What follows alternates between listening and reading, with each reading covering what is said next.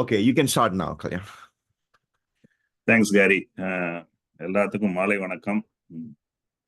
ராம் தான் நல்லா ஆரம்பிச்சாப்ல இந்த ப்ரீ ப்ரீ மீட்டிங் கான்வர்சேஷன்ல சொன்னாப்ல, கற்றது கைமண் அளவு கல்லாதது உலக அளவுன்னு சொல்லுவாங்கல்ல, அது மாதிரி இது எல்லாமே வந்து this is a journey towards learning more தான். எல்லாருமே வந்து கீன் டு லேர்ன், அந்த ஈகர்னஸ் டு லேர்ன், அந்த பிகினர் மைண்ட் செட், பிகினர் ஃபேஸ்ல inquisitiveness to know more. So வழக்கமா வைக்கிற டிஸ்க்ளைமர் தான். So I am also a learner. நானும் கேரியும் சேர்ந்து படிக்கிற விஷயத்த வந்து பகிர்ந்துக்கிறோம். வேற இதுல வந்து வாசகர் வட்டம்ன்ற பேர் தான் சாந்தி சிவகுமாரோடைய இதுதான் இன்னும் கொஞ்சம் பொருத்தமானது. ஸோ ஜேர்னல் கிளப்னு நேத்து மிஸ்டர் டேங் கேரியோட ஃப்ரெண்டு சொன்னாரு, ஜேர்னல் கிளப் போய் வாட்ச் பார்த்தப்ப that is also more intellectual, more medical ஓரியன்டா இருந்துச்சு. அது that is much more, it is taking it to different level. நம்ம அப்படி கூட இல்லை. பட் எனிவே நம்ம பேசலாம், பேசிட்டு ஒரு ½ an hour 45 minutes, அதுக்கப்புறம் will have questions. And Carey, நீங்க you can join in any time because you have read the book. So இப்போ பேச போற அந்த ஹிஸ்டரியை பத்தி இது வந்து நான் அவ்வளவோ அறிந்திராத, ஒரு முன்னாடி அறிந்திராத, கேரி சொல்லி தான் எனக்கு வந்து இந்த இஜிப்சியன் ஹிஸ்டரியை பத்திய விஷயங்கள் தெரியும். ஸோ அதை பத்தி படிக்க ஆரம்பிக்கும் போது it was quite interesting and it is quite gripping. So நான் என்ன பண்ணலாம்னு நினைச்சேன், okay we can share that, why not அப்படின்ட்டு. நிறைய சிமிலாரிட்டிஸ் பார்த்தோம். நம்ம எது சிவிலைசேஷன் சொல்லிட்டு இருக்கிறோமோ, நம்ம என்ன பேசிட்டு இருக்கிறோம் அப்படின்றதெல்லாம் வச்சு பார்க்கும்போது ரிலிஜன் ஆகட்டும், கல்ச்சர் ஆகட்டும், எல்லா விஷயத்துலையும் நிறைய சிமிலாரிட்டிஸ் இருந்த மாதிரி இருந்தது. So that attracted us even more. So Bob பிரயர்னு சொல்லி ஒருத்தர் தான் அந்த 48 டிஸ்கோர்சஸ் கொடுத்துருப்பாப்ல, historical discourses. Is a professor, he still living, I think 80+ years. நியூயார்க்ல லாங் ஐலாண்ட் யூனிவர்சிட்டியில ஒர்க் பண்றாருன்னு நினைக்கிறேன். அவருடைய லெக்சர்ல ஃபர்ஸ்ட் 10 lectures படிச்சுட்டு அதுக்கப்புறம் அதை பத்தி பேசலாம் அப்படின்ட்டு ஃபர்ஸ்ட் 10 lectures கேட்டுட்டு, ஆடிபிள் இருக்கிறதுனால இப்போ கேட்க முடியுது. ஸோ அவர் நல்ல அதுல வந்து நல்லா ப்ரெசென்ட் பண்ணியிருப்பாரு. அவர் வந்து ஃபர்ஸ்ட் இஜிப்டாலஜியை ஏன் எடுத்தேன் அப்படின்னு, இஜிப்டை பத்தி நான் ஏன் ரிசர்ச் பண்ணேன் அப்படின்னு தான் தொடங்குவார். ஃபர்ஸ்ட் சாப்டர்ல வை இஜிப்டாலஜி அப்படின்னு கேள்வி கேட்டிருப்பாரு. அவங்களுக்கு தெரிஞ்சிருக்கும் 4 சிவிலைசேஷன் வந்து சமகால நாகரிகங்கள்னு சொல்லக்கூடிய 4 சிவிலைசேஷன் வந்து ஒரு 5000 வருஷத்துக்கு முன்னாடி, 5000 இருந்து 5500 வருஷத்துக்கு முன்னாடி ஒரு 4 சிவிலைசேஷன்ஸ் இருந்தது. அப்கோர்ஸ் மெசபடோமியா எல்லாத்துக்கும் தெரியும். அது வந்து பாபிலோனியன் சிவிலைசேஷன் வந்து கிராடல் ஆஃப் சிவிலைசேஷன் அப்படின்னு சொல்லுவாங்க. நம்மளுடைய இண்டஸ் வேலி சிவிலைசேஷனும் நமக்கு தெரியும். நம்ம அதுல இருந்து தான் வந்து மோஸ்ட் ஆஃப் த பாப்புலேஷனுக்குள்ள ஜெனட்டிக் ஃபீடே அங்கேருந்து தான் வருது அப்படின்றதும் தெரியும். அதுக்கப்புறம் சைனீஸ், சீன நாகரிகமும் தெரியும். அதனுடைய 2 பெரிய ரிவர் சார்ந்த நாகரிகங்கள் தான் எல்லாமே, எல்லா அந்த சிவிலைசேஷன்ஸ் எல்லாம். 4வதாக இஜிப்சியன் சிவிலைசேஷன், எல்லாமே வந்து சமகால நாகரிகங்கள். ஆனா இஜிப்சியன் சிவிலைசேஷனை பத்தியான ஒரு பெரிய தாக்கம் இல்லாததுக்கு காரணம், நானும் எகைன் கேரியும் பேசிட்டு போகும்போது என்ன யோசிப்போம்னா வந்து இண்டஸ் வேலி சிவிலைசேஷனையும் சைனீஸ் சிவிலைசேஷனையும் வச்சு இன்னைக்கு 2 பெரிய 1.4 பில்லியன் பீப்புள் இருக்கக்கூடிய 2 ஹியூஜ் கண்ட்ரீஸ் ஒரு சிவிலைசேஷனல் ஸ்டேட்டுங்கிற ஃப்ரேஸ் தான் இப்போ யூஸ் பண்றாங்க இல்லையா? இப்போ இந்துத்துவா மாதிரியான பார்ட்டிஸ், ரைட் விங் பார்ட்டிஸும் அந்த இதை ரொம்ப அதிகமாக யூஸ் பண்றாங்க. சைனா ரொம்ப நாளாவே வந்து சிவிலைசேஷனல் ஸ்டேட்டா தான் அதை சொல்லிட்டே இருக்கிறான். அது வந்து அதனால அந்த 2 சிவிலைசேஷனை பற்றிய புரிதல்களும் இதுவும் அதிகமாகவே நிறைய பேர். இது வந்து மோர் மியூசியம், பிரமிட், இந்த மாதிரி விஷயங்கள்ல மட்டுமே தான் நம்ம வந்து இஜிப்டை பத்தி தெரிஞ்சிருந்தோம் இல்லையா? ஆனா இஜிப்டை பத்தி நம்ம பார்க்கும்போது, இஜிப்சியன் சிவிலைசேஷனை பத்தி பார்க்கும்போது 5000 வருடங்களுக்கு முன்னாடி அது வந்து நிறைய விஷயத்துல ஹிஸ்டரியினுடைய ஆரம்பமே, ஹிஸ்டரியே அங்கதான் ஆரம்பிக்குது. அதாவது ரிட்டன் ஹிஸ்டரி எங்க ஆரம்பிக்குதுன்னா இஜிப்சியன் சிவிலைசேஷன்ல தான் ஆரம்பிக்குது அப்படின்ற மாதிரி பாப் பிரயர் சொல்றாரு. நிறைய விஷயங்கள்ல அது ஃபர்ஸ்டா இருக்குது அப்படின்றாரு. முதல் பிரமிட்ஸ்ன்றது எல்லாருக்கும் தெரியும். முதல் ஸ்டோன் பில்டிங்கே அந்த நாகரிகத்துல தான் முதல் ஸ்டோன் பில்டிங். அப்கோர்ஸ் மித்தாலஜி அங்கதான் ஆரம்பிக்குதுன்றாரு. முதலாக இருந்தப்பட்ட, அதாவது இந்த ரிலிஜன் பாலிதீசம் அண்ட் மோனோதீசம் சொல்லுவாங்க. பல கடவுள்களை கும்பிடுறதுல இருந்து ஒரு கடவுளை கும்பிடக்கூடிய அந்த மோனோதீஸ்டிக் ரிலிஜனும் வந்து அந்த நாகரிகத்துல தான் முதல்ல ஆரம்பிக்குதுன்றாரு. It is kind of debatable. அதாவது சொராஸ்ட்ரியனிசம்னு சொல்லிட்டு அந்த ஈரானியன் பெர்ஷியன் இதைத்தான் அப்படி சொல்லுவாங்க. பட் இவர் வந்து இதையும் ஃபர்ஸ்ட் மோனோதீஸ்டிக் ரிலிஜனும் வந்து இஜிப்ட்ல தான் அப்படின்னு சொல்றாரு. அப்புறம் he is also talking about mummification. அது எல்லாத்துக்கும் தெரிஞ்சது. மெடிசின் சம்பந்தப்பட்ட மம்மிஃபிகேஷன், அதுவும் வந்து எகிப்திய நாகரிகத்துல தான் வந்து ஆரம்பிச்சதுன்னு சொல்றதுனால so he is giving a list of reasons why. அப்புறம் வந்து உலகத்துல முதல் தேசம், த ஃபர்ஸ்ட் நேஷன், அதுவே வந்து ஈஜிப்ட் தான். முதல் கிங்டம், ஒரு சென்ட்ரலைஸ்டு கவர்மெண்ட், ஒரு கிங்டம், ஒரு தேசம், அதுவே ஈஜிப்ட் தான் அப்படின்னு.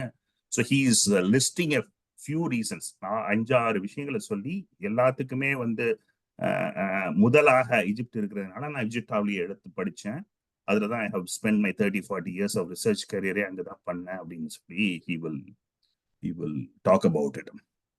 ஸோ நம்ம இதுக்கு முன்னாடி ஒரு செஷன்ல நம்ம பேசிட்டு இருக்கும்போது கூட பல விதமான வகையில இது அதாவது ஹிஸ்டரி அறிகிறதுக்கு வந்து இப்போ நிறைய வழிகள் இருக்கு இல்லையா. நம்ம வந்து முன்னாடி வந்து ஆர்கியாலஜியை மட்டுமே தான் இருந்தது. அதுக்கப்புறம் பிலாலஜின்னு சொல்லக்கூடிய லிங்குஸ்டிக் சம்பந்தப்பட்ட விஷயங்களை வச்சு அறிகிறது. அதுக்கப்புறம் அந்த ஆர்ட் ஹிஸ்டோரியன்ஸ், அந்த அந்த அந்த நாகரீகங்களை வச்சு ஏஜ் அறிகிறது. அப்புறம் ஜெனட்டிக்ஸை வச்சு. ஸோ இது மாதிரி 3-4 டிஃப்ரெண்ட் டைமென்ஷன்ஸ்ல இருந்து நம்ம ஹிஸ்டரியை இன்னைக்கு தோண்டி எடுத்து பார்க்க முடியறதுனால நமக்கு அதனுடைய புரிதலும் அதனுடைய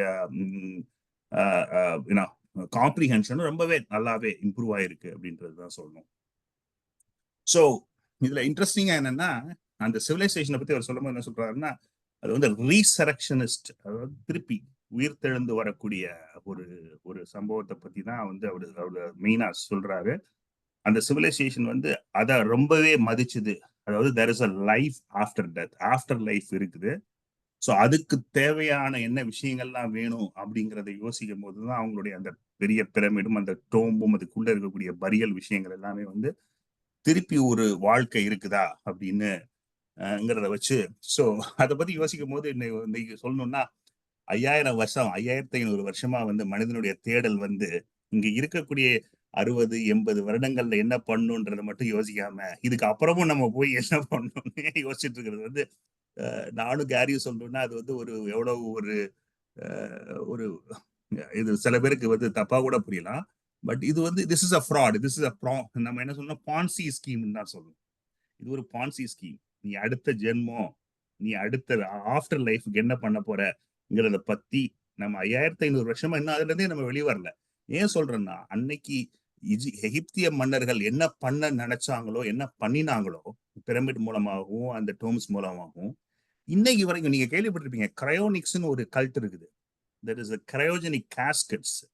இன்னைக்கு வந்து there are a lot of rich people who wanted to have their body in அதுல ப்ரிசர்வ் பண்ணி வச்சுட்டு if somebody can come and நத்தின ரீசரெக்ட் பண்ணானுங்க திருப்பி வாழ முடியும்னு சொல்லிட்டு இருக்கும் போது எமிட் பண்ற கார்பன் போராது, இருக்கும் போது எமிட் பண்ணிட்டு இருக்கக்கூடிய பொல்யூஷன் போராதுன்னு சொல்லிட்டு செத்த பிறவும் அதுல போய் படுத்துக்கிட்டு அடுத்த வாழ்க்கைக்கு தயாராகிறான். அப்படின்னா 5500 வருஷமா நாகரிகம் 5500 வருஷத்துக்கு முன்னாடியே ஆரம்பிச்சிருச்சுன்னு சொன்னாலும் நம்மளுடைய தாட்ல வந்து பெருசா எவல்யூஷன் இருந்த மாதிரி தெரியல. இன்னும் அப்படியே தான் சிந்திச்சுக்கிட்டு இருக்கிறோம். இட் இஸ் a pity ஆக்சுவலா. வேலை பார்த்தோம்னா ஒரு டிஃப்ரெண்ட் கல்யாணம் என்னன்னா, அந்த நீங்க சொல்றது இப்ப கடைசியா சொல்றது வந்து உடம்ப பாதுகாத்து வைக்கிறது வந்து அமெரிக்காவில் அரிசோனா மாகாணத்துல நினைக்கிறேன்.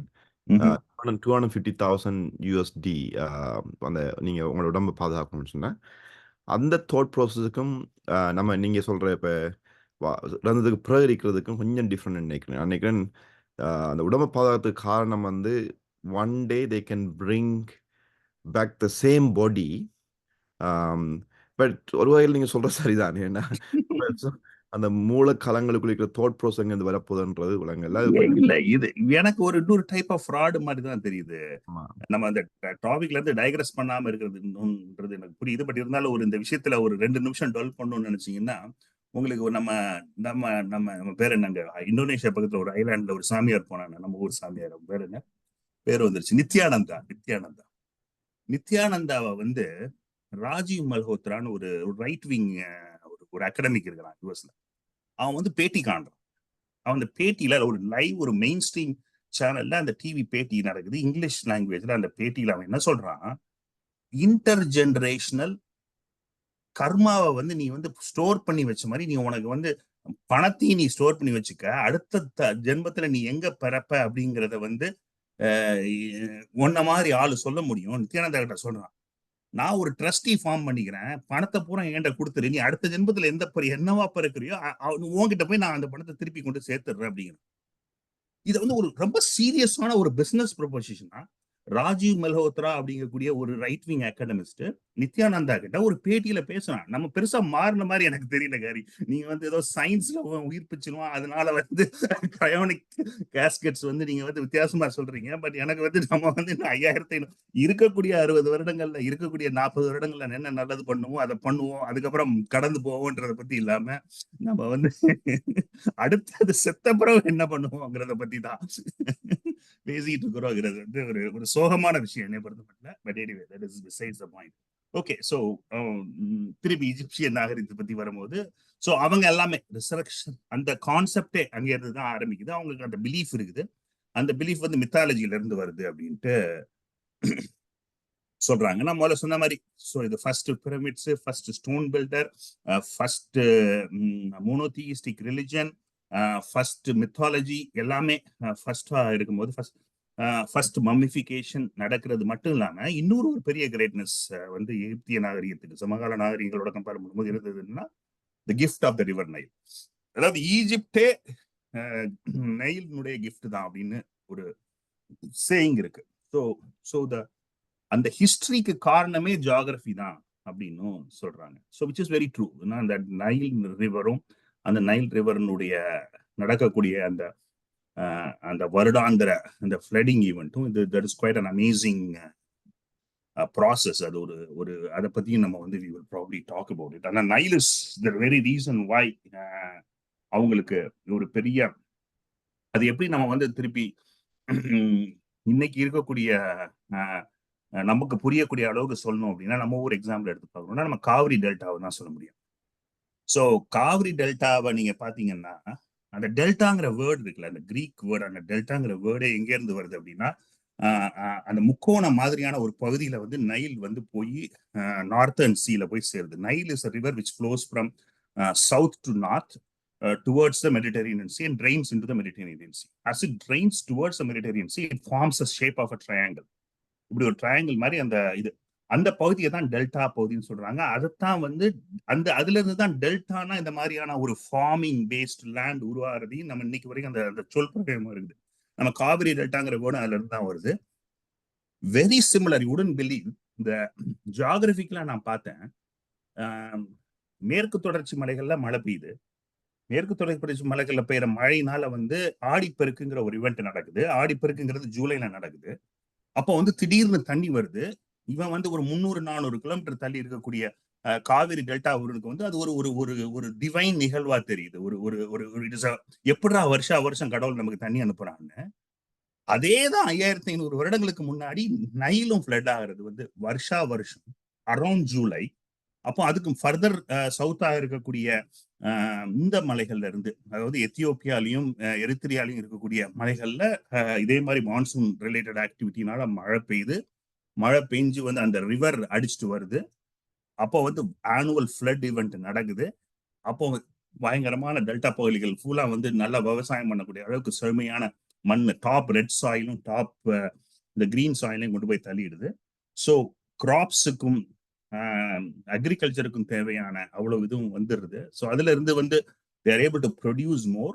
அந்த ப்ரொடக்ஷன்ல இருந்து சர்ப்ளஸ் இருக்குது. சர்ப்ளஸ்ல இருந்து they are able to even have a standing army. So இந்த காரணங்களால வந்து they were able to be the very first very successful கிங்டமாகவும் சிவிலைசேஷனாகவும் ஒரு நேஷனாகவும் இருந்தாங்க அப்படின்றது தான் வந்து அந்த ஃபர்ஸ்ட் சாப்டர்ல எக்ஸ்பிளைன் பண்ணியிருப்பாப்ல. அப்படியே அதுல இருந்து நம்ம தொடர்ந்து போகும்போது வந்து ப்ரீ ஹிஸ்டரியை பத்தி அவர் வந்து ப்ரீ ஹிஸ்டாரிக்கல் ஈஜிப்டை பத்தியும் சொல்லியிருப்பாப்ல பாப் ரயர். அது ப்ரீ ஹிஸ்டரியை பத்தி சொல்லும்போது என்ன சொல்லுவார் அப்படின்னா, அவர் வந்து he says that 700,000 இயர்ஸாவே அங்க வந்து சம் ஃபார்ம் ஆஃப் ஹோமினின் செட்டில்மெண்ட்ஸ் இருக்கு அப்படின்ட்டு. நம்ம இதுக்கு முன்னாடி பார்த்த ஒரு இதுல வந்து we would have talking about 1.8 to 2 million இயர்ஸ்ல இருந்து இந்த ஹோமினின் சொல்லக்கூடிய நம்மளுடைய கசின்ஸ் ஹோமோசேப்பியன்ஸ் கசின்ஸ் உலை வந்த மாதிரி அந்த மாதிரியான ஹோமினின்ஸ் வந்து 700,000 இயர்ஸா வந்து அந்த நைல் ரிவர்னுடைய up and down of the Nile river வந்து அவங்க வந்து குடி இருந்திருக்கிறாங்க.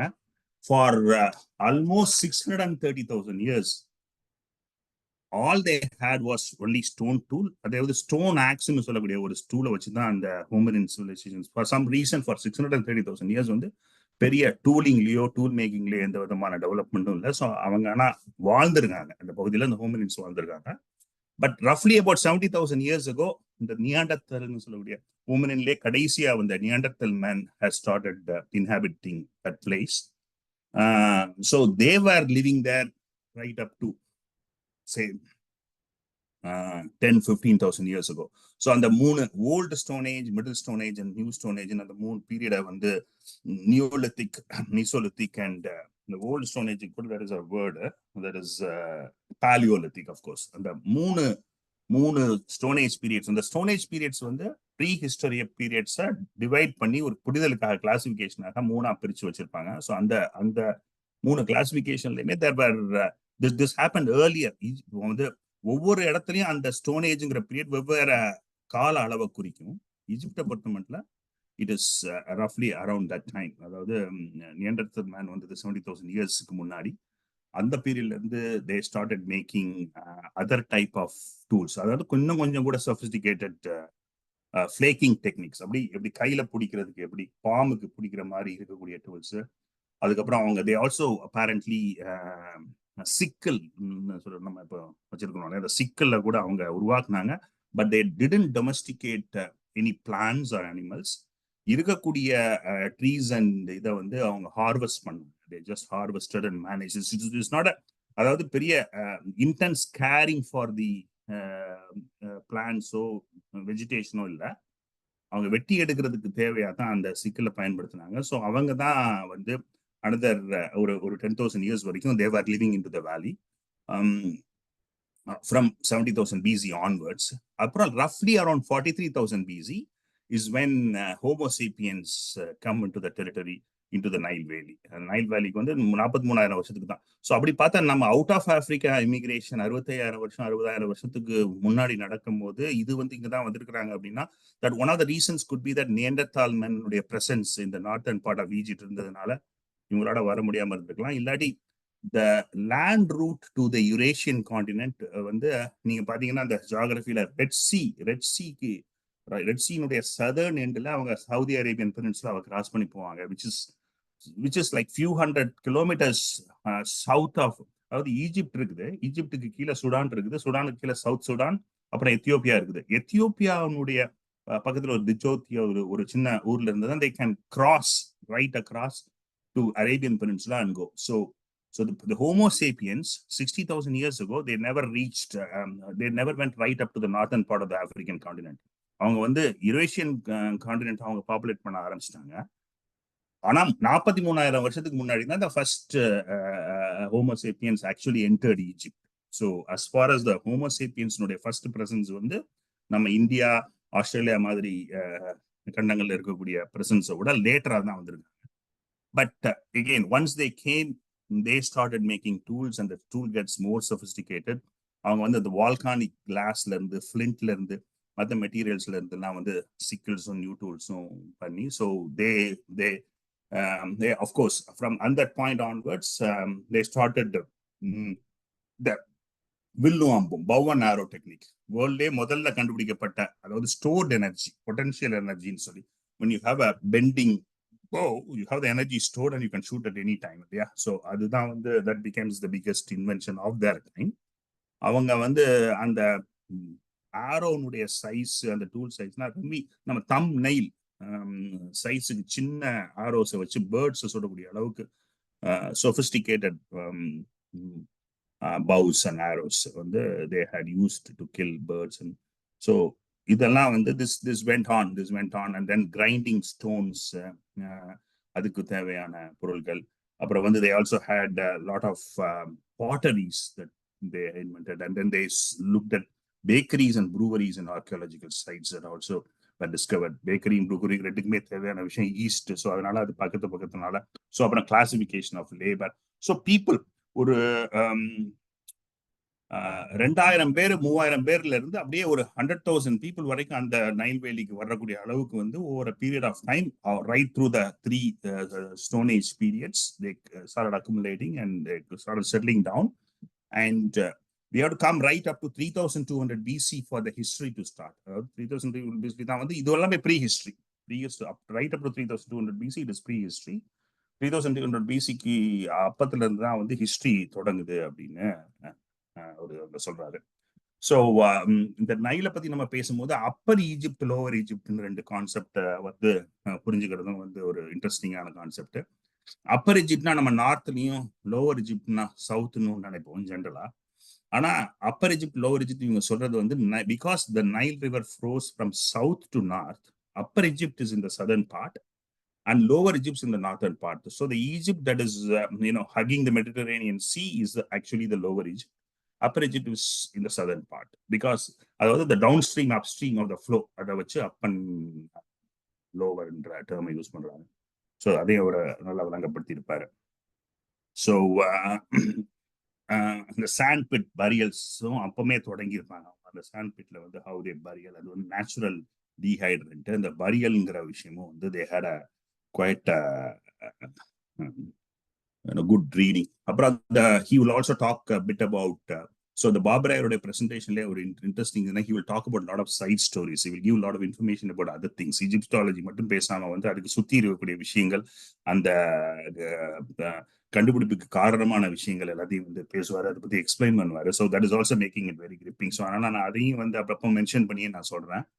So that I'm also mindful of the time. I don't want to keep going, but about the carbon dating, but he will give some introduction about carbon dating. Prehistory வந்து நம்ம கரெக்டா date பண்ணணும்னா வந்து recorded history, documented history இல்லாத போது carbon dating தான் that gave us the so அது எல்லாருக்குமே தெரிஞ்சிருக்கும். ஸோ கார்பன்ல உள்ள ஒரு ஐசோடோப், கார்பன் 14ங்கிற ஐசோடோப் வந்து சோலார் ரேஸ்ல இருந்து வரக்கூடியது. அது எல்லா உயிரினங்களும், எவ்ரிதிங், பிளான்ட்ஸ் ஆர் அனிமல்ஸ் எல்லாருமே வந்து during their life time they keep absorbing this carbon 14 isotope.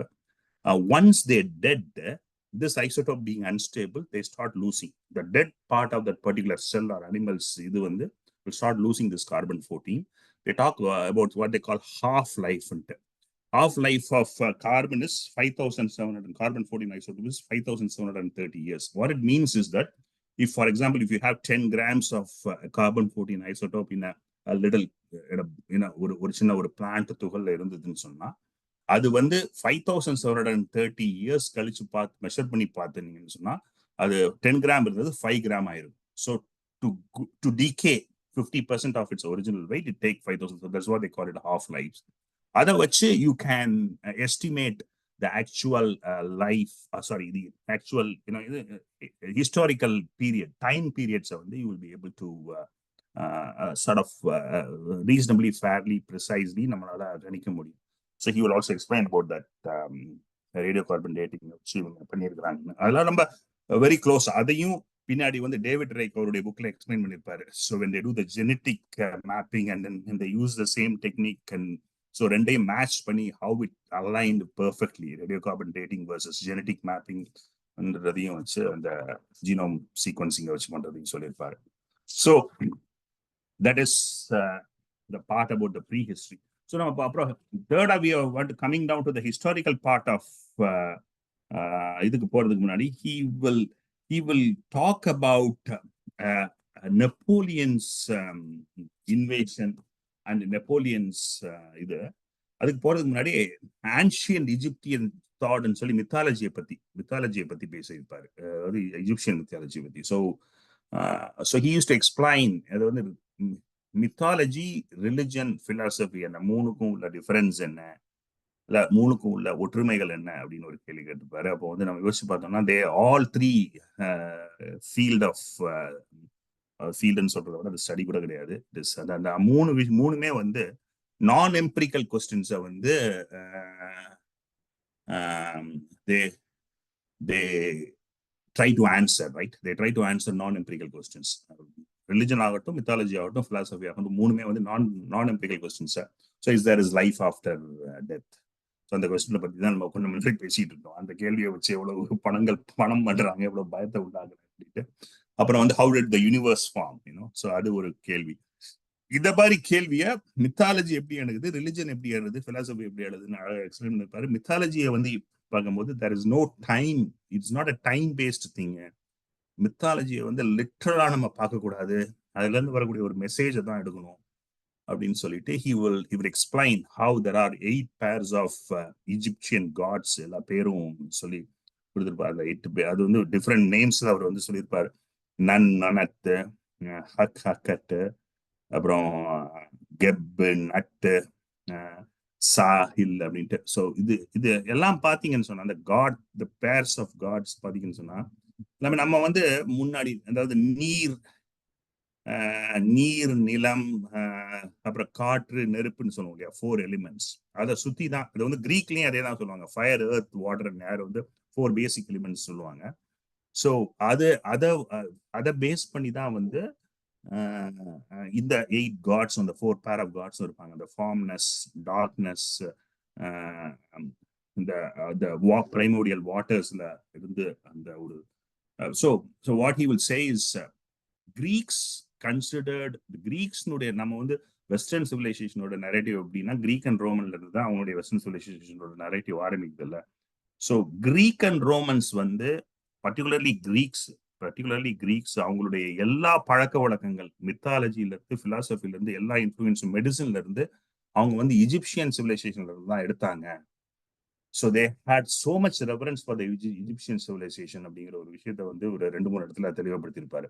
Which was very quite stunning. Because so இன்னைக்கு இருக்கக்கூடிய வெஸ்டர்ன் சிவிலைசேஷனுடைய ஆணி வேற இருக்கக்கூடிய கிரீக் நாகரிகம் வந்து மருத்துவத்திலிருந்து, இந்த ஸ்டோன் பில்டிங்ல இருந்து, டெம்பிள் பில்டிங்ல இருந்து, மித்தாலஜி வரைக்கும் நிறைய விஷயங்களை இஜிப்சியன் சிவிலைசேஷன்ல இருந்து தான் கடன் வாங்கி இருக்குது அப்படின்னு ஒரு சொல்றது வந்து it's quite candid. He says being a western professor, and it also make sense இன்னைக்கு பொறுத்த மட்டும். ஸோ இந்த 4 mythological gods, pair of gods பத்தி பேசும்போது வந்து which is very similar to Greek mythology அப்படின்னு சொல்ல. அதுல வந்து 2 ஒசீரிஸ் அப்படின்னு ஒரு காடும் அவனுடைய சிஸ்டர் செஃப்பும் பத்திய ஒரு கதை. அது வந்து எப்படி ஒசீரிஸ் வந்து இன்னொரு பேட் கை சேத்துங்கக்கூடிய அவனுடைய தம்பியை வந்து ட்ரை டு கில், எப்படி வந்து கொல்ல முயற்சிப்பான். அவன் ஒரு கிளாசட் மாதிரி பண்ணி ஹீஸ் ட்ரை டு சேம்பர் மாதிரி வச்சு அதுல வந்து he will pour molten lead, try to kill him, and then he will throw him out in the water. அவ வந்து ஓசிஸ் போயிட்டு, ஐசிஸ் போயிட்டு திருப்பி அந்த பாடியை எடுத்துட்டு வந்து திருப்பி உயிர் பூட்டுவா. அதை வந்து he will explain that mythological sequence, which becomes the very basis of a lot of cultural practices which all the pharaohs of Egypt continued for thousands of years. So அதனுடைய பேஸும் அதனுடைய இதுவும் வந்து இங்கே இருந்து தான் ஆரம்பிக்குது அப்படின்றத வந்து அந்த மித்தாலஜிக்கல் ஸ்டோரியை வச்சு அந்த அவர் எக்ஸ்பிளைன் பண்ணியிருப்பார் Bob Brier, which was a very very interesting story as well in itself. அதுக்கப்புறம் அங்கிருந்து ஓகே, ரிலிஜியஸ் பிலீஃப்ஸுக்கு நம்ம வந்தோம்னா, மித்தாலஜில இருந்து ரிலிஜியனுக்கு வந்தோம்னா, ரிலிஜியன்ல வந்து பியூர்லி ஃபெய்த் பேஸ்ட் பிலீஃப்ன்றதுனால it is no evidence, it happens in real time. Mythology happens in primordial time. Primordial time, time before even the time begins. அந்த மாதிரியான ஒரு விஷயம். ஸோ அதுல வந்து எப்போ நடந்ததுன்ற கேள்வியை மித்தாலஜி கேள்விகள்ல கேட்க முடியாது. ஆனா ரிலிஜன்ல வந்து அது ஒரு கிட்டத்தட்ட ஒரு வியாபாரம்ன்றதுனால வந்து அது வந்து ஒவ்வொரு ரிலிஜனுக்கும் வந்து ரியல் டைம் இருக்குது. ஸோ அதை பேஸ் பண்ணி எல்லாத்துக்குமே இப்போ வந்து இப்போ கிருஷ்ணர் பிறந்ததுக்கு டைம் சொல்றாங்க, ராமர் பிறந்ததுக்கு டைம் சொல்றாங்க. அதே மாதிரி 19th century, you wouldn't believe, in the 17th century there is a apparently a bishop of Ushar ன்னு சொல்லிட்டு, bishop of Ushar வந்து he tried to predict how old the earth is. இந்த இதே கேள்வியை வந்து படிக்கும் போது ஜெனிசிஸோட புக்ல தான் தோன்றான். நம்ம எப்படி வந்து வேத புத்தகங்கள்லயே வந்து நாலேஜை தோண்டி எடுத்துக்கிட்டு இருக்கோம் ரொம்ப வருஷமா, அது மாதிரி அவங்க ஜெனிசிஸ்லயும் ஓல்ட் டெஸ்டமெண்ட்லயும் தான் வந்து நாலேஜை தேடி எடுத்துக்கிட்டு இருந்தாங்க. அது வந்து வெளியே வரல. பேரடைம் ஷிஃப்ட் வந்து சயின்டிபிக் ரெவல்யூஷன்ல தான் ஆரம்பிக்குது. But right, even through the scientific revolution, while the scientific revolution was happening, this guy, this Bishop of Ushar goes and says that 4004 BC-ல தான் உலகமே ஆரம்பிச்சது அப்படின்னு சொல்லி டிக்ளேர் பண்றாரு. 4004 BC-ல தான் உலகமே ஆரம்பிச்சது, அப்பதான் வந்து கடவுள் உலகத்தை படைச்சார் அப்படின்னு. So how wrong they can go அப்படின்னு ரிலிஜியஸ் பிலீஃப்ல இருந்து வரக்கூடிய இதை வந்து இன்னொரு பிஷப் அதுக்கப்புறமா வந்து இன்னும் கொஞ்சம் ஸ்டடி பண்ணி அதை ரிஃபைன் பண்ணி அவன் அது மட்டும் சொல்ல, it happened on the 23rd October 9 AM 4004 BC-ல உலகத்தை படைச்சாரு கடவுள் அப்படின்ற அளவுக்கு வந்து இன்னொரு பதிவு. ஸோ இது வந்து இத என்ன எந்த மாதிரி சொல்லுவா அப்படின்னா, பாப் பிரையர் வந்து ஐசக் நியூட்டன் மாதிரியான சயின்டிஸ்ட் இருக்காரு. நம்ம கலீலியோ, நிக்கோலஸ் காப்பர்னிக்கஸுக்கு அப்புறம் வந்து ஐசக் நியூட்டனே வந்து இஜிப்சியன் ஹிஸ்டரிய பத்திய சயின்டிபிக்கா கிரிட்டிக்கலா திங்க் பண்ணி எவ்வளவு ஜெனரேஷன் முன்னாடி வரைக்கும் அவங்க போயிருக்காங்கன்றலாம் பார்த்து சொல்றது சரிதான். இவங்களுடைய சிவிலைசேஷனே ஒரு 3200 வருஷம் வரைக்கும் தான் பிசி போயிருக்குது. ஸோ 4004 பிசிங்கிறது ஓரளவு கரெக்ட் தான்ற அளவுக்கு ஐசக் நியூட்டனே ஒத்துக்கிட்டாருன்ற ரேஞ்சில். So this is we are talking 18th century very much. 18th century வரைக்கும் தட் இஸ் வாட் அதோடைய புரிதலாக இருந்தது. பட் நம்ம எல்லாத்துக்குமே தெரியும் how old the earth is. நம்ம ஒரு செக்மெண்ட் பண்ணோம், அதில் 13.8 billion years old the whole universe is. 4.5 billion years old the earth is.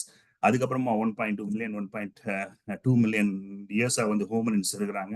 65,000 வருஷமா நம்மளே இருக்கிறோம். But right up to 18th century உலகத்தோட புரிதலும் ரிலிஜனோட புரிதலும் வந்து எவ்வளவு தூரத்துக்கு வித்தியாசமா இருந்தது அப்படின்றது வந்து it was an interesting thought process. அப்புறம் பிலாசபியை அவர் பிரிச்சு சொல்லும் போது பிலாசபி வந்து evidence based, even though it's kind of is not a science, it is evidence based அப்படின்ட்டு he used to talk about René Descartes, the French philosopher who said the famous sentence, I think because I am, அந்த famous word நீங்க கேள்விப்பட்டிருப்பீங்க. அவரை பத்தியும் இந்த Rene Descartes பத்தியும் அந்த செக்மெண்ட்ல பண்ணியிருப்பாரு. But he used to say one thing, there is no philosophy in Egypt சொல்லுவார். ஈஜிப்ட்ல மித்தாலஜி இருந்தது, ரிலிஜன் இருந்தது. for some reason there is no philosophy in Egypt அப்படின்னு. அப்புறம் இந்த நெப்போலியனுடைய எக்ஸ்பெடிஷனை பத்தி he used to talk. எப்படி நமக்கு ஈஜிப்டை பத்தி தெரிய வந்தது, அதனுடைய இதை டீசைஃபர் பண்ணது எப்படி, அந்த ஹைரோகிராஃப்ஸ்ன்னு சொல்லக்கூடிய அந்த எழுத்துக்களை பிக்டோரியல் எழுத்து மாதிரி இருந்த எடுத்தது எப்படி இது பண்றதுன்றதுக்கு he will go back and talk about the Napoleon invasion of Egypt. அது வந்து 1798ல he will set forth to go and conquer Egypt. அவர் அப்பதான் வந்து ஒரு இட்டாலியன் கேம்பெயினை முடிச்சுட்டு successful Italian campaign, French revolution முடிஞ்சு அந்த கான்செப்ட் எடுத்துட்டு போயிட்டு இட்டாலியை பூரா கான்கோர் பண்ணி வெனிஸ் கான்கோர் பண்ணி திருப்பி வர வழியில மால்டாவை 2 நாள்ல மால்டீஸ் ஐலண்டை காலி பண்ணிட்டு he comes into Egypt. So he will also talk about how the fleet consists of 167 engineers, artists and scientists in the fleet. So இது ஒரு விஷயம்னா வந்து நம்ம வந்து we have to be, நம்ம வந்து we tend to forget something when we talk about, of course, captain cook ஆகட்டும், எந்த இம்பீரியலிஸ்டிக் இன்வேடர்ஸ் ஆகட்டும், அவனுங்க எல்லாமே வந்து நிறைய அநியாயங்கள் பண்ணியிருக்காங்க, நிறைய எக்ஸ்ப்ளாய்டேஷன்ஸ் பண்ணியிருக்காங்க, மற்ற இடத்துல இருந்து வளங்களை சூறையாடி இருக்காங்க, கொள்ளையடிச்சிருக்காங்க, இல்லைன்னு சொல்ல. பட் ஆல்சோ பாதி 50% ஆஃப் தட் இஸ் ஒன் பார்ட்னா, அந்த அதர் பார்ட் வந்து these expeditions, these missions are also scientific expeditions of the டே.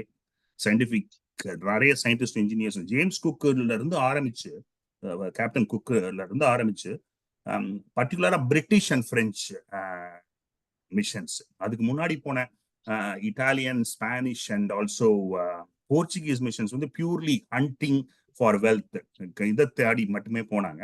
அது கொஞ்சம் கொஞ்சமா சொபிஸ்டிகேட் ஆகி சயின்டிபிக் இண்டஸ்ட்ரியல் ரெவல்யூஷன் வரும்போது நிறைய சயின்ஸை பற்றிய ஒரு இன்குசிட்டிவ்னஸ் அதிகமாகும் போது they sent engineers and scientists. So Captain Cook வந்த போதும் they were trying to identify how long Venus goes across the sun அப்படின்ற ஒரு இதை பார்க்கறதுக்கு தான் வந்து 3 டிஃப்ரெண்ட் இடத்துல இருந்து ஃபர்தர் மோஸ்ட் பாயிண்ட்ல இருந்து ஸ்டடி பண்றதுக்கு தான் வந்து அவங்க கூட சயின்டிஸ்ட் அனுப்பிச்சிருப்பாங்க. அது மாதிரி பிரெஞ்சு நெப்போலியனுடைய அந்த எக்ஸ்பெடிஷன்லயும் 167 சயின்டிஸ்டும் இன்ஜினியர்ஸும் கூட போறாங்க. He himself is a mathematician, he himself is a scholar. Napoleon is not just a fighter. So அங்க போயிட்டு இறங்கிட்டு அப்போ வந்து he talks about how that campaign was a brutal defeat to Napoleon's army and also Napoleon's infantrymen. Napoleon is an infantryman, but he is not a sailor. British were good sailors. French வந்து பெரிய, இவங்க வந்து land is totally islandன்றனால they are definitely their sailors are much more capable. So ஒரு British English admiral Nelson கூடிய ஒரு English admiral வந்து எப்படி வந்து உள்ள புகுந்து இவன் வந்து இந்த நார்த்தர்ன் ஈஜிப்ட்ல போய் அலெக்சாண்ட்ரியான்ற ஊர்ல இறங்குறான், which is like 30 kilometers north of Cairo, which is hugging the Mediterranean Sea. அங்கதான் வந்து 13 ஷிப்ஸையும் அவனுடைய ஷிப்ஸையும் வந்து ஆங்கர் பண்ணி வச்சுட்டு அதில் உள்ள எல்லா பீரங்கிகளையும் வந்து கப்பல் இருக்கக்கூடிய பீரங்கிகளை எல்லாமே வந்து மெடிட்டரேனியன் சீயை பார்த்து லைன் அப் பண்ணி வச்சுட்டு வெயிட் பண்ணிட்டு உட்கார்ந்துட்டு இருக்கும்போது this sailor ஒரு unconventional 4 மணிக்கு மேல, generally people don't fight, particularly the war in the sea doesn't happen after 4 p.m. those days. ஒரு கன்வென்ஷனாகவும் இருந்திருக்கு. இவன் 4 மணிக்கு மேல knowing that it is going to even கொஞ்ச நேரத்துல வந்து டஸ்க் ஆயிட போகுதுன்றது தெரிஞ்சும் அவன் வந்து he will ride his entire crew of ships in between the shore and the ships. And இவங்க வந்து அந்த என்டையர் இன்ஃபென்ட்ரியை திருப்பி இவங்க டார்கெட் பண்றதுக்குள்ள அந்த 13 ஷிப்ஸையும் சிட்டிங் டக் மாதிரி அடிச்சு தூக்கிடுறான். லாரியன்னு சொல்லக்கூடிய நெப்போலியனோட ஷிப்பையும் அடிச்சு காலி பண்ணிடுறான். The explosion was so heavy that people could hear it 20 miles away on the 1798. So this guy was physically stranded. Napoleon was physically stranded. அவன் அடிச்சுட்டு அதுக்கப்புறம் அந்த ஷிப் எடுத்துட்டு அவன் கிளம்பி போயிடுறான். Nelson, admiral Nelson. So he basically thought this guy was dead. இவன் வந்து இங்க மாட்டிக்கிட்டான். He is trapped there. ஆனா what makes it very interesting is that the 167 scientists and 50,000 soldiers that he took with him end up living and staying in Egypt for the next 2 to 3 years, started discovering lots and lots of things. அவங்க அங்க இருந்து எடுத்து வந்த wealth of information வச்சு ஒரு book எழுதுறாங்க. அந்த புக்ல தான் வந்து 10 வால்யூம் போட்டு 1820 தான் அதை ரிலீஸ் பண்றாங்க. அப்பதான் இஜிப்டாலஜியினுடைய ஆரிஜின்ஸே நமக்கு தெரிய வருது. அப்பதான் வெரி ஃபர்ஸ்ட் டைம் வந்து the deciphering of இந்த இஜிப்டாலஜி அந்த ஹேரோகிராஃப்ஸ், இஜிப்டினுடைய ஹேரோகிராஃப்ஸ் நடந்தது அப்படிங்கிறத வந்து you would have explained quite nicely in that particular segment. So it also gives us, நம்ம வந்து திருப்பி பேரலா நம்மளுடைய இதை பத்தி பேசணும்னு சொன்னா அன்பார்ச்சுனேட்லி நமக்கு வந்து இந்த இண்டஸ் வேலி சிவிலைசேஷனுடைய ஸ்கிரிப்டை இன்னும் டீசைஃபர் பண்ண முடியாம தான் இருக்கு. அதனால நமக்கு வந்து அங்க என்ன இருந்தது, ஈவன் சிவிலைசேஷன்ஸ் இருந்ததா இல்ல கிங்டம்ஸ் இருந்ததாங்கிற விஷயங்கள் தெரியாம தான் இருக்குது. But so this is where the French நெப்போலியனுடைய இதை வந்து he will talk about. அதுக்கப்புறம் the Rosetta Stone சொல்லக்கூடிய the very big piece of puzzle, the Rosetta Stone ஒரு tomb shaped stone வந்து how both British and French in a treaty ஒரு truce அமைச்சு எடுத்துட்டு போனாங்க. Even though British took the Rosetta Stone, which has got an inscription and carving on 3 different languages, இவங்க வந்து copy எடுத்து, French வந்து அதை காப்பி எடுத்து அதை வந்து ஆன்ஷியன் இஜிப்சியன், ஆன்ஷியன் கிரீக்கு, அப்புறம் வந்து கான்டெம்பரரி இஜிப்சியன் 3 லாங்குவேஜஸ்ல 3 ஸ்கிரிப்ட்ல அவங்க எழுதி வச்சிருப்பாங்க. அதை வச்சு அவங்க டீசைஃபர் பண்ணி that is when we started to know அப்படின்றது. So without dwelling more, நான் வந்து I'm again still mindful of the time, we are pretty much close to time. நான் என்ன பண்றேன், நான் இப்பவுமே we can have a subsequent sessions on the subject, because I just don't want to make it boring by keep on going about it. But so where we are coming down to is that ஒரு 4வது 5வது சாப்டர்ல தான் நம்ம இருக்கிறோம். Maybe we can have another session later if it is interesting, but we will open the floor for discussions and things like that, and then we'll take it up from there, because it's almost 23 past 9. Gary, thanks Kalyan. Ram, நீங்க question கேளுங்க. இதுல நிறைய ஒண்ணு இல்ல, அந்த Isaac Newton was forced by the religious institutions like churches to அப்படின்றத ஒண்ணு கேள்விப்பட்டேன். அதனாலதான் வந்து அவர் ரொம்ப பயந்தாரு இத பத்தி எல்லாம் ரொம்ப விளக்கமா பேசுறதுக்கு. And also along with that I think Galileo was also forced to ஏன்னா இந்த whether earth revolves around the sun or sun revolves around the earth அப்படின்ற கான்செப்ட்லயே வந்து when Galileo identified that, he could not express it so explicitly because of the involvement of the religious institution. So how kind of the faith was forced into people அப்படின்றது வந்து historically it is a very kind of a disturbing factor அப்படின்னு தோன்றது. Yeah, that's true. That is true. அதான் நான் சொல்ல வந்தேன். Just other than that, I really liked Kalyan's narration of that Egyptian which is very good, and it's very mind blowing to know all these things. And நிஜமாவே நம்ம ரொம்பவே தெரியாம வாழ்ந்துட்டு இருக்கோம் அப்படின்ற மாதிரி இருக்கு. இதனால என்ன யூஸ் அப்படின்றது ஒரு பக்கம், இன்னொரு பக்கம் வந்து of course it is it helps us improve ourselves. அதுதான் main intention of these discussions, I suppose. So which is really, really good. And yeah, I welcome anyone wants to question, and then I want to see how Dr. Kalyan answers that. Thanks, Ram. Thank you.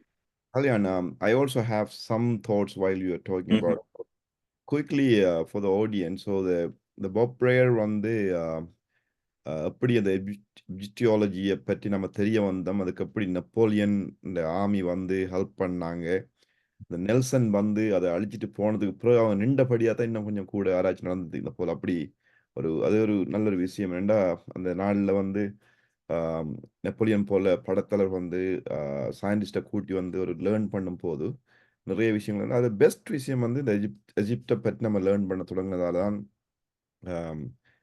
தொடங்கினது ஒரு பெரிய இது ஒரு என்னன்னு சொல்லுவாங்க, ஒரு கொடுப்பினையா உலகத்துக்கு ஒரு பெரிய அறிவு தேடல்ன்ற ஒரு the field of study-ஆவே அது வந்துச்சு. ஆமா வந்து இதுல என்னன்னா quickly I have few questions because I was trying to remember what I was reading, right? The Neanderthal in Egypt வந்து அதில் கொஞ்சம் நான் கன்ஃபியூஸ்ட் வந்தேன். You are saying that I probably forgot Neanderthal moved into Delta region and mixed with the people there 60,000 years back. Is that what you're saying? Yeah, that is what our second chapter, Lagari, when I basically took notes because I don't want to be misrepresenting on those years and the timelines. அதனால வந்து what he says is that Neanderthal man, அவர் வந்து கேவ்மேன் அவங்க சொல்லுவாங்க, நமக்கு எந்த விதத்துலயும் அவங்க கேவ்மேன் சொல்ல முடியாதுன்றதையும் சொல்லிட்டு அவன் ஜீன்ஸும் ஷர்ட்டும் டிஷர்ட்டும் போட்டு விட்டீங்கன்னா அவன் வந்து சப்வேல நீங்க போனீங்கன்னா நம்ம அந்த டைம் கேட்பீங்க அவங்க கிட்ட, அவன் யாருன்னு உங்களுக்கு தெரிஞ்சிருக்காரு, சக மனித மாதிரி தான் இருப்பான் அப்படின்றத. சுஜாதாவும் அப்படிதான் சொல்லுவாப்ல, நம்ம சுஜாதாவும் அதே மாதிரி அவரும் சொல்லுவாரு பாபுராயிரம் சொல்லிட்டு. he said Neanderthal man came into Egypt after 70,000 BC அப்படின்றாங்க. He says they came into the Nile Valley 70,000 BC, and then only in 43,000 BC, Homo sapiens came into the Nile Valley. So for roughly 27,000 years, they were living because it is such a fertile land, because there was so much abundance of crops and natural vegetation. It can sustain any amount of hominin population over years because of the length and breadth of the Nile. Just to clarify, he's going back to 700,000 years. There are people living in the Nile for 700,000 years. Mm-hmm. And then Neanderthal moving, who are descendant of people who moved from Africa a long time back. They are coming back to Delta region and mixing with the people already there, and then Homo sapiens coming. It's no. The Homo sapiens and Neanderthal mixum வந்து எப்ப நடந்ததுன்றது வந்து we wouldn't know. That is only a conjecture. There's only a conjecture. There's only, we do not know exactly when it happened, where it happened, right? There are conjecture. I think it started 240,000 years back or something like that. I'm not sure, you know. And then it was going on for a long time. Yeah. Mm-hmm. But he makes this claim that only after 43,000 BC Homo sapiens came into Egyptian Valley. So abdin sonna the Homo sapiens basically left Africa and went to the Arabian Peninsula roughly 20,000 years before they moved into the Egyptian Valley. Probably it is tough to travel further north of the river in Nanigaran, you know.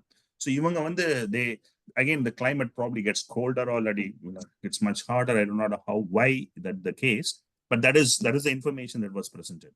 Yeah. So that is what he said. அதுக்கு அப்புறமா so அவர் வந்து அந்த மூணு techniques வந்து மாறுறத வந்து radio carbon டேட்டிங்ல பண்றாங்க. அந்த hand aux மட்டுமே இருக்குது. அதுக்கப்புறம் இவங்க வந்த அப்புறம் வந்து சொபிஸ்டிகேட்டட் ஃபேக்கிங் டெக்னிக்ஸோட வந்து ஸ்கிரேப்பர்ஸ் கார்மெண்ட்ஸ் பண்ணக்கூடிய விஷயங்கள் எல்லாமே கூட இவங்களே கொண்டு வந்துடுறாங்கன்ற மாதிரி சொல்றாரு அவரு. அதுக்கப்புறமா வந்து ஹோமோ சேப்பியன்ஸ் வராங்க, இன்னும் ஃபர்தர் bow and arrows எல்லாம் கொண்டு வந்து that is when you know they so if you remember reading the David Rake bookல கூட நம்ம அதுதான் somewhere around that period only they maybe even later, yeah, when they cease to exist. The second one important point I thought I'll share with the audience as well. The Western civilization, he was repeating it a few times, I guess. Western civilization originated from Egyptian history or in Egypt ன்னு சொல்லிட்டு நீங்க சொன்ன மாதிரி அதில் என்ன நான் இன்னொரு விஷயத்த சொன்னவர், நீங்க அதில் முதல் பாதிச்சதில் சொன்னார் இல்லை பிறகு சொன்னார் தெரியல. இந்த வெஸ்டர்ன் சிவிலைசேஷன் வந்து இப்போ இந்த 19th செஞ்சுரியில் வந்து எஜிப்டுக்கு அந்த I'm talking about after Egyptology started because of Napoleon and they started learning about in Egyptian history, temple and building and all the knowledge they had. But 19th centuryல ஒரு intellectual group வந்து யூரோப்பில் வந்து அந்த ஹிஸ்டரியை மறக்கிறதுக்காக அந்த கிரீக்கை முன்னிலைப்படுத்தி கிரீக்லேருந்து தான் வெஸ்டர்ன் சிவிலைசேஷன் ஸ்டார்ட் பண்ணுன்றதை எழுதுறாங்க. அதுக்கு அந்த டைமில் வந்து Egyptian contribution to western history வந்து கைண்ட் ஆஃப் மலங்கி இருந்தது. அதுக்கு பிறகு இவர் ஒப்புரைய போல ஆக்கள் தான் அதை திருப்பி கொண்டு வந்தாங்கன்றதை ஒரு சொல்றாரு. Okay, maybe after 10th chapter carry, நான் அந்த இது பார்க்கல இது வரைக்கும். ஓகே, and நீங்க 10th chapter வரைக்கும் தான் படிச்சது. Probably okay, he talks about it at a later period நினைக்கிறேன். எப்படி இந்த Interesting. Okay, என்ன சொல்ற intellectual try to deliberately undermine the Egyptian origins of Greek civilization. அத சொல்றாரு வந்து. அது வளமையா நடக்கிறதானே எல்லா இடத்தையும். அதுக்கப்புறம் அதுல இன்னொன்று வலியுறுத்துவாருண்டா, நீங்க கிரீக் ஏன்சன் புக்கள் எடுத்து வாட்சிங்கன்னு சொன்ன அந்த நாள்ல இப்ப 2000 இயர்ஸ்க்கு முன்னாடி எல்லாத்துலயும் எஜிப்தை பற்றி ரெஃபரன்ஸ் கொடுத்திருப்பாங்க. டாக்டர்ஸ் வந்து மெடிசன் படிக்க போறதும் வந்து அவங்களுக்கும் பெரிய ஒரு இப்ப நம்ம ஹார்வர்ட் யூனிவர்சிட்டியோ ஏல் யூனிவர்சிட்டி பற்றி யோசிக்கிற மாதிரி அந்த நாள்ல வந்து கிரீக் சயின்டிஸ்டுக்கும் டாக்டர்ஸ்க்கும் வந்து எஜிப்த் தான் அந்த the point of knowledge எடுக்கிற மாதிரி. Of course, the Herodotus னு சொல்லக்கூடிய origin of history பத்தி எழுதின 560 BC கிரீக் இது வந்து கம்ப்ளீட்டா ஈஜிப்ட பத்தி தான் படிச்சு he released papers. அது சொல்லி இருக்காரு. Correct. There's one more point, the philosophy னு சொன்னீங்க the philosophyன்றது எக்ஸிஸ்ட் பண்ணலன்ற மாதிரி தான் அந்த அதுல அப்படியே ஸ்டார்ட் பண்ணுவாரு. ஸ்டார்ட்ல அந்த நீங்க சொன்ன மாதிரி இன்னொருக்கா I can't remember he saying or someone else, the டெம்பிளும் மங்ஸும் வந்து அந்த டெம்பிள் இருந்தது, டெம்பிளுக்கு கருவறை இருந்தது, கருவறையில் மங்ஸ் வாழ்ந்து கொண்டு அந்த எஜிப்டை ஆண்டு கொண்டு இந்த ஒரு பரம்பரை அந்த மன்னர்கள் ஆண்டாலும் அவங்களுக்கு துணையா நின்றவங்க வந்து இந்த மங்ஸ் தான் வந்து ப்ரீஸ்ட். அப்போ அந்த அவர் சொல்ற ஒரு கேள்வி கேட்குறாரு, அந்த ப்ரீஸ்ட் கம்யூனிட்டி அவ்வளோ த்ரைவ் பண்ணி there hundreds of thousands of them இருக்கும்போது அந்த பிலோசபி இல்லாமல் போகுமான்ற ஒரு கொஷன் வருது. அந்த பிலோசபி பற்றி நம்ம அறியல, அதுக்கு ஒரு எவிடன்ஸ் இல்லை, ஆனால் அந்த பிலோசபி எக்ஸிஸ்ட் பண்ணிருக்கும் எஜிப்டில் அதுன்றதை அவர் தான் வலியுறுத்துறாரு. அவர் தான் நினைக்கிறேன் லேட்டர் சாப்டர்ஸ்ல நினைக்கிறேன் இருக்கலாம். அவர் வந்து அந்த இப்போ நம்ம அந்த 4th and 5th சாப்டர்ல தான் வந்து திருப்பி he comes back to this chronological time based இதுல அதுக்கப்புறம் நாமரை பத்தி பேச ஆரம்பிக்கிறார். நீங்க சொன்ன மாதிரி பிரீஸ்ட்னுடைய இதை பத்தி we haven't come to that part of the narration yet. Yeah, you are right. அந்த பீரியட்ல வந்து எஸ் பிரீஸ்டும் அப்புறம் டிவைன் காட்ஸ்ன்னு காட் வந்து எவ்வளவு தூரம் டிவைனா அதுக்கப்புறம் காட் கிங்ஸா அவங்க மாறுறாங்க. அப்புறம் புலித்தோல் உடுத்தின இது மாதிரி அந்த லெப்பர்ட் ஸ்கின்ல தான் அந்த பிரீஸ்ட் அதுல தச்சு போட்டுட்டு அவங்களோட கூட இருக்கிறாங்க. அந்த நாமர் பிளேட்னுடைய இன்ஸ்கிரிப்ஷன்லயே வந்து அதை வந்து அவரு இதை பத்தி பேசியிருக்காரு. that is actually coming in the 6th chapter, but yeah, you are right. அது வந்து we haven't had time to get to that part yet. I finished my questions and thoughts. Plus, please, anyone? Mani, Melvin, Ram, சொல்லுங்க. நீங்க மியூட்ல இருக்கீங்க ராம். மியூட்ல ராம் நீங்க. I think he is talking to somebody else maybe. Okay.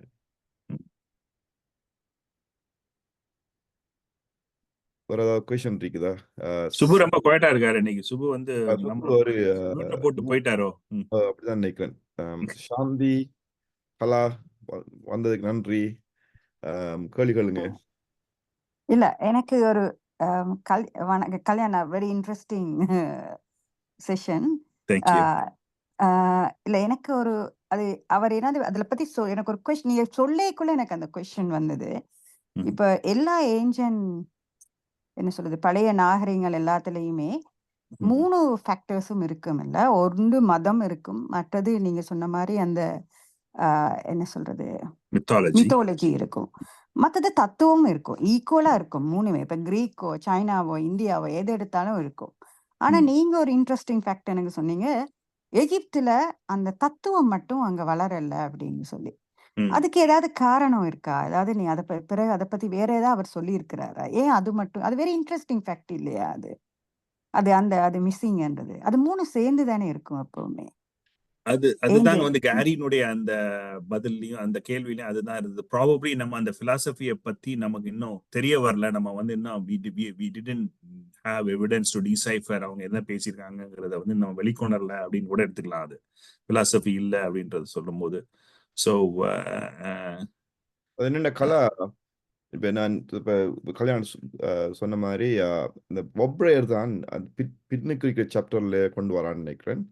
அவர் சொல்கிறான்னு சொன்னால் அங்கே நிறைய priest இருந்தாங்க, கோயில் இருந்தது. அந்த டெம்பிளையே முதல் உலகத்துக்கு இன்ட்ரடியூஸ் பண்ணது எஜிப்தான்ன்றதையும் சொல்கிறார் கல்யாணம். Is right? டெம்பிள் அதில் கருவறை இருந்தது. கருவறை இப்போ நம்மளோட கோயில்களில் இருக்கிற மாதிரி கருவறை. அந்த கருவறைக்குள்ளே வந்து ப்ரீஸ்ட் மட்டும்தான் போகலாம், மக்கள் போகலான்றது வந்து 5500 இயர்ஸ்க்கு முதலே அங்கே இருந்திருக்குது வந்து.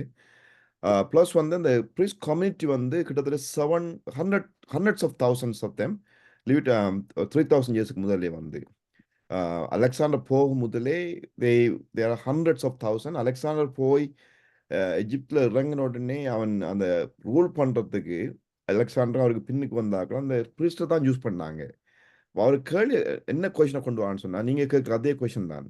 எவ்வளோ கோயில் இருக்குது, அப்படி அந்த ப்ரீஸ்ட் கம்யூனிட்டி இருக்குது, அவங்க அந்த நாட்டை ரன் பண்ணுறதுக்கு உதவி செய்கிறாங்க. அப்படி இருக்கும்போது தத்துவம் இல்லாமல் இருந்திருக்குமா என்றதை ஒரு முன்னிலைப்படுத்தி ஒரு கேள்வி கேட்குறாரு. வந்து தத்துவம் இருந்திருக்கும், அது நமக்கு இன்னும் தெரிய வரல என்ன தத்துவம். இப்போ மற்ற நாரியங்களில் தத்துவம் இருந்ததுக்கு எவிடன்ஸ் இருக்குன்னு அந்த அவங்களோட அப்போ அது இல்லை எஜிப்தில் வந்து. அதை நம்ம மிஸ் பண்ணிட்டாங்க, அது கிடைக்கலன்றதான் அந்த இது வந்து.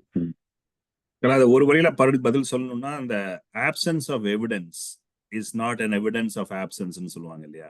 So absence of evidence of philosophy இருக்குன்றதுக்குள்ள எவிடன்ஸ் இல்லாதனால பிலாசபி இல்லைன்னு நம்மளால ஒரு கன்க்ளூஷனுக்கு வந்துட முடியாது. So you are right, philosophy இருந்திருக்கலாம். It's just that absence of evidence, அவ்வளவுதான்.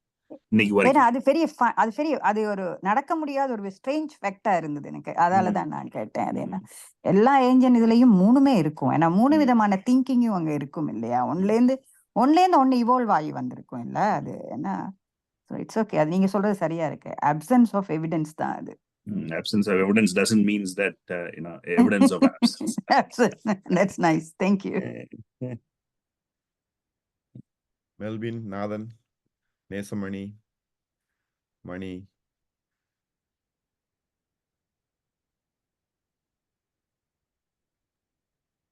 இன்னொரு விதத்துல பார்க்க போனா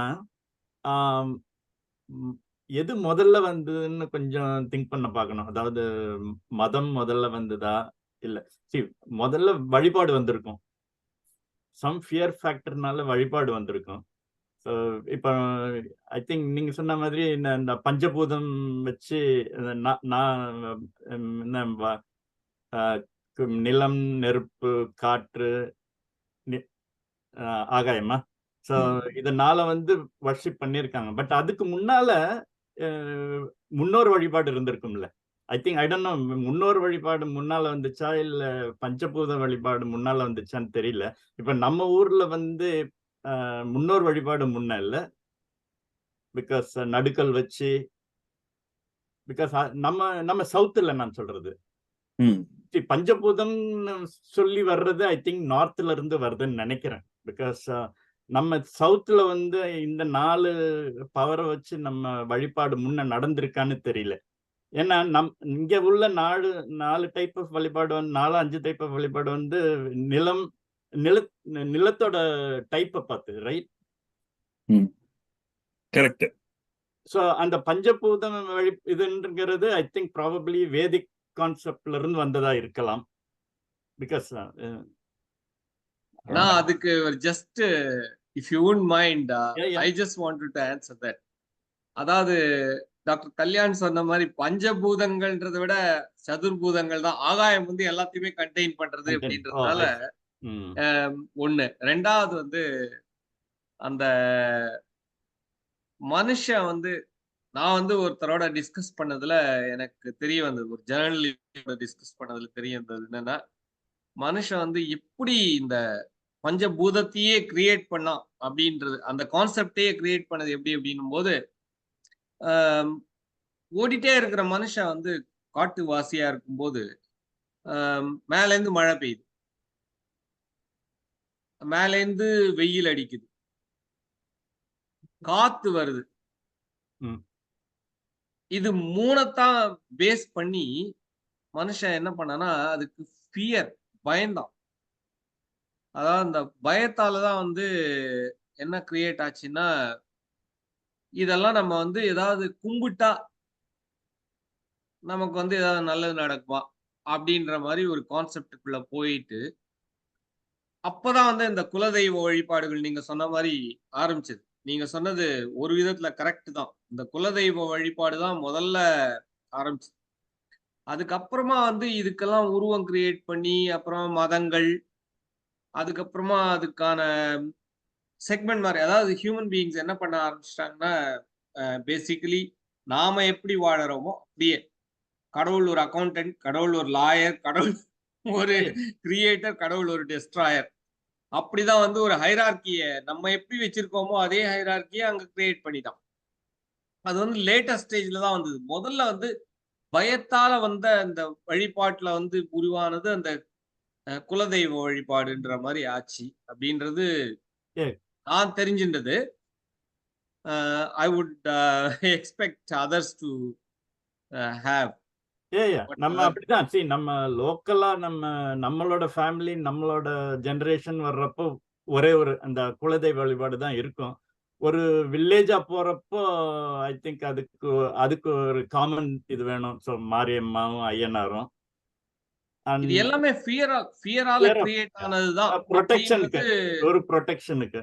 ஆமா, ஒரு ப்ரொடெக்ஷனுக்காக தான். ஆனா வந்து அது கடைசியில வந்து அது மித்தாலஜிக்கு போய் ஒரு மித்தாயி நம்பிக்கையாயி அதுக்கப்புறமா அந்த நம்பிக்கையே வந்து பரவ விட்டு என்னோட ஒப்பீனியன்ல வந்து அந்த நம்பிக்கையை பரவ விட்டு மெஜாரிட்டி ஆஃப் மாஸ் கம்யூனிட்டியை வந்து ஒரு நம்ப வச்சு இது வந்து ஒரு பிசினஸாவே ஒரு ஆர்கனைசேஷனல் ஃபியர்ஃபுல் பிசினஸ். அதாவது நீங்க சின்னப்ப யோசிச்சு பாத்தீங்கன்னா கூட கடவுள் ஏதாவது தப்பு பண்ணீங்கன்னா கண்ணு குத்திடுவார் அப்படின்னு.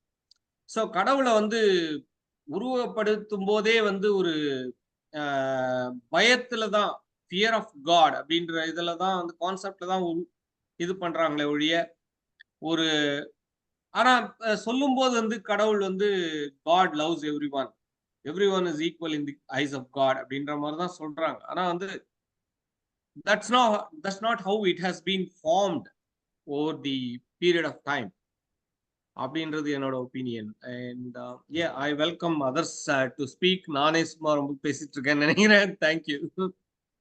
நைஸ் ராம். அதில் என்னென்னா எஜிப்தை பொறுத்தவரையிலையும் கல்யாண் முதல்ல வழிபாடு இருந்தது. இப்படித்தான் இயற்கை வழிபாடு பற்றி தான் அதுக்கு ஒரு கடவுள் ஒவ்வொன்றுக்கும் கிரியேட் பண்ணி கல்யாணம் சொன்னார் நாளை பற்றி. அதுக்கு பிறகு வந்த மன்னர்கள் நாமர் ஸ்டோரி ப்ரோலி நெக்ஸ்ட் ஸ்டேஷனில் வந்து நம்ம நாமர்லேருந்து ஸ்டார்ட் பண்ணுவாங்க கல்யாண். அதாவது கிங்கில் வந்து அவர்களுக்கு பிறகு வந்த கிங்ஸ் எல்லாம் வந்து அவங்க அந்த கடவுளோட நேமை அடாப்ட் பண்ணாங்க. அவங்களோட நேமோட அடாப்ட் பண்ணி they become god, right, in the eyes of the population, public வந்து அப்படி ஒரு தொடர்ச்சி ஒன்று. அந்த கடவுளை உருவாக்கி கடவுளோட பேர் எடுத்து அவங்களோட பேரோட இணைச்சி அவங்களும் கடவுள்னு சொல்லி அந்த அந்த இதை வந்து அழகா சொல்லுவார் அந்த பாப் பிரையர் வந்து. அப்படி அது எஜிப்சியன் சொசைட்டியை வந்து ரூல் பண்ணித்தன்னு சொல்லி அந்த ஃபியரை உருவாக்கி நம்ம சில படங்கள்லயும் பார்த்துருக்கிறோம். அந்த அந்த தோட் ப்ரோஸை வச்சு எஜிப்ட் படங்களை வந்து பார்க்கும்போது அந்த என்ன சொல்றது ஃபரோஸ், ரைட், ஃபரோஸ் வந்து basically they are living gods அந்த மாதிரி தான். Yeah, that thought process exists exactly like Ram said. Like it's a fear and then creation of gods and then people become, Yeah, they use it to bring order and they use it to bring justice இந்த காலகட்டத்தில். But ஆனா அரசங்களையும் control பண்ணது மதம் தான், மத குருமார்கள் தான்.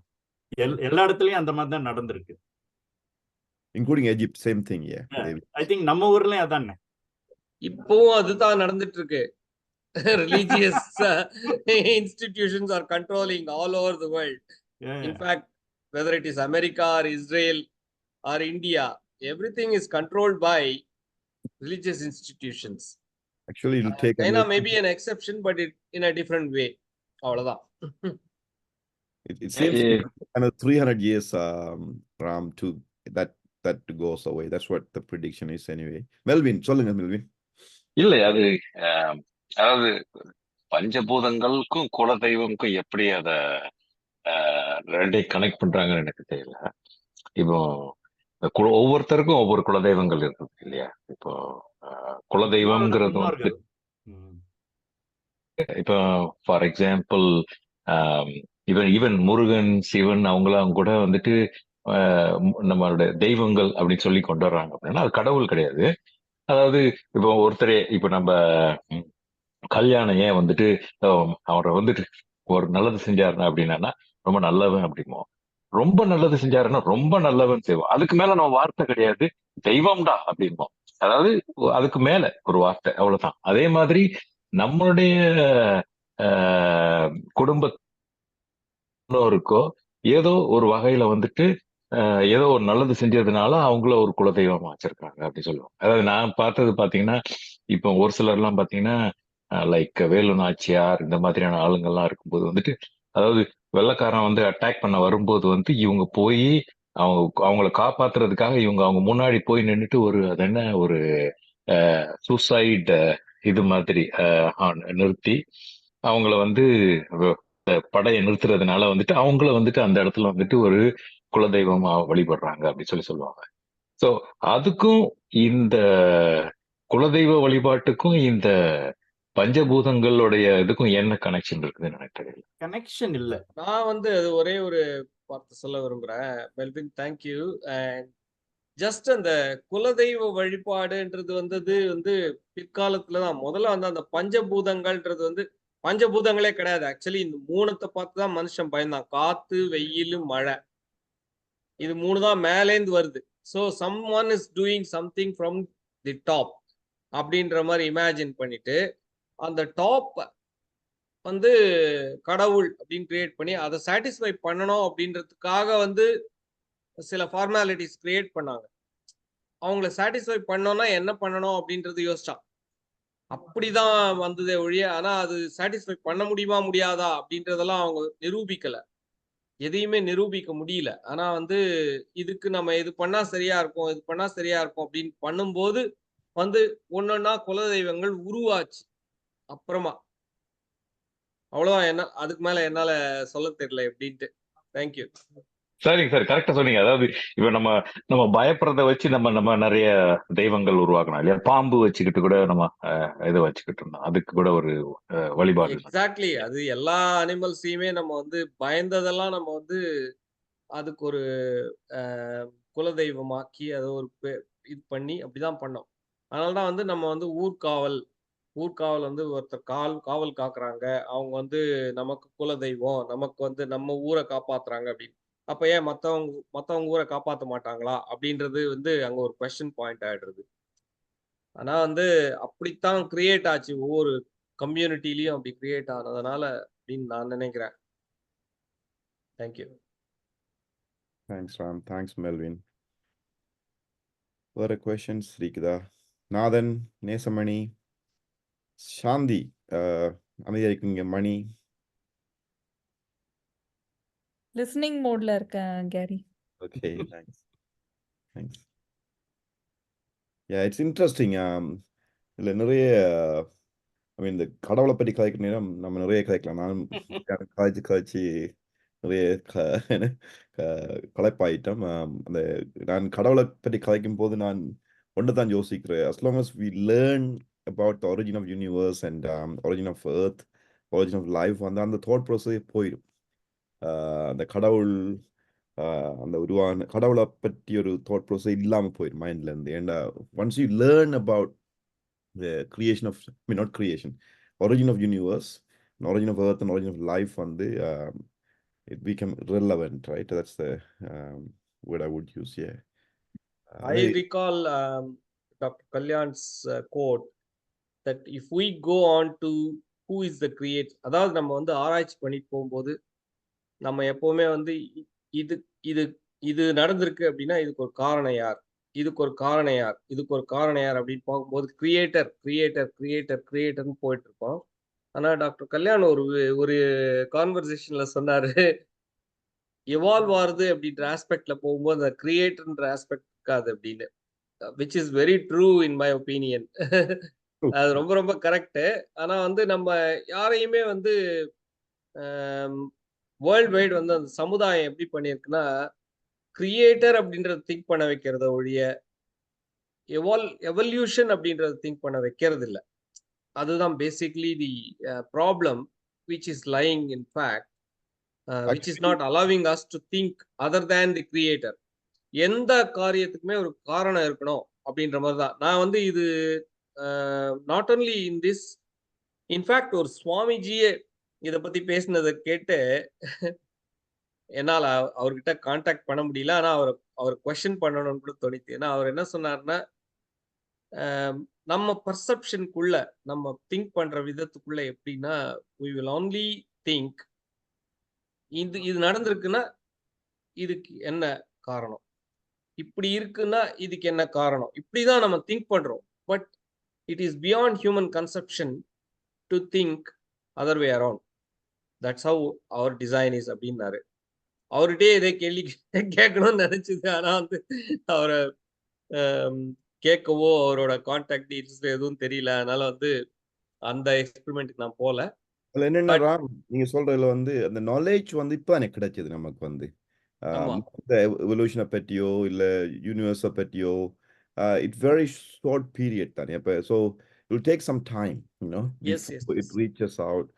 அதுக்கு அவேர்னஸ் கொஞ்சம் கொஞ்சமா வந்துட்டு இருக்குன்றது வந்து ஒரு பக்கம் ஹாப்பினஸா இருந்தாலும், ஒரு பக்கம் வந்து people are going back into the அந்த மூட நம்பிக்கைகள் அந்த இதுல போறாங்களோ அப்படின்ற ஒரு வருத்தமும் இருக்கு ஒரு பக்கம். ஏன்னா more people are dragged into the faith. 2 weeks ago கூட I had a conversation with one of my friends, and where நம்ம வந்து இது டிபேட்டுக்குள்ள ஒரு விஷயமா இருக்கும்போது நம்பிக்கைக்கும் ப்ரூஃப்க்கும் சயின்டிஃபிக்கலி